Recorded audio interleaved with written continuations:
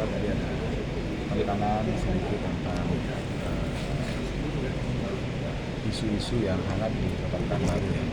Pertama terkait dengan masalah banjir, ya. Banjir dari kami sudah cek ada 25 titik yang tadinya informasi awalnya menjadi titik-titik banjir, dan juga ada beberapa titik yang banjir itu ada titik pengungsinya. Tapi tadi alhamdulillah kami sudah cek satu persatu titik-titiknya, tadi saat ini sekarang sudah hampir tidak ada. Pun ada satu tapi itu sudah mulai dibongkar juga pindahnya sama dari dinas sosial dan BPD karena sudah tidak dibutuhkan. Artinya kita berharap ini penahan banjir kita ini tidak ada lagi hujan yang luar biasa, dan parit-parit kita juga teman-teman dari PUPR masih menormalisasi parit ya, terutama yang di Sungai Sayur. Itu masih menormalisasi parit dengan alat amfibi tadi ya, jadi untuk dia keruk untuk didalamkan kembali yang sering-sering. Kemarin diinformasikan sama kami waktu rapat dengan Pak Wali Kota, sedini itu sampai dengan 1,5 sampai dengan 2 meter, makanya airnya itu meluap ke pinggir-pinggir sungai. Sungai apa Bang Soel?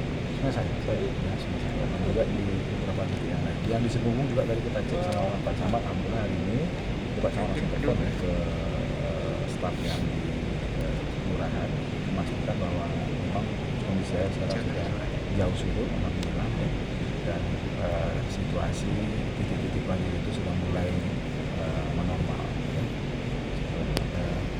Kan polanya masih pola kumpul angkut buang gitu ya. Jadi sampah itu dikumpulkan di mana, terus nanti yang diangkut oleh siapa. Faktanya kemarin pengangkutan sampah ini kan yang kita gotong royongkan itu sampahnya sudah berhari-hari, ada yang 5 hari tidak diangkat, bahkan sampai ada yang 1 pekan yang nggak diangkat. Jadi kita sekarang mau itu bisa diangkat oleh mitra kita ya, mitra dari LHK PTLA itu bisa, harapan kita tentu bisa diangkat rutin ya, sehingga tidak terjadi penumpukan sampah. Kemudian juga yang pengangkutan sampah yang mandiri itu nanti kita akan inventarisasi, sudah diinventarisasi, dan Pak Camat ini sudah mengumpulkan semua yang mandiri itu, maka nanti kita tentukan mereka buangnya kemana. Jadi dia tidak buang itu ke, tidak serak-serak gitu. Nanti kita sepakati nanti dia buangnya di sini. Nanti kita akan juga penataan jadi terhadap mana-mana nanti lokasi-lokasi yang wilayah yang kita ambil, yang akhirnya kita akan tata juga terkait dengan pemusiman. Terakhir tadi juga terkait dengan RT RW, RT dan RW kita kan banyak yang sudah habis masa baktinya ya, dan itu banyak ditentukan. Jadi Pak Wali Kota tadi perintahkan kami agar segera, kalau kita menunggu revisi perda, ini kan perdanya tahun 2022, sudah lama sekali kan, sudah 22 tahun yang lalu, jadi perlu ada beberapa revisi, tapi kalau mungkin dari perda kita masih butuh waktu yang agak lama. Jadi Pak Wali perintahkan kami untuk mewakili beliau untuk rapat ini agar mengambil satu langkah konkret dan strategis. Jadi kami sudah sepakati agar membuat peraturan wali kota terkait dengan pemilihan dan beberapa diantaranya dari Kabupaten Wali Kota berkenan ya, salah satunya nanti sesuai arahan beliau. Pemilihan ini sesuai dengan sila keempat. Jadi kita lebih mengutamakan musyawarah daripada pemilihan.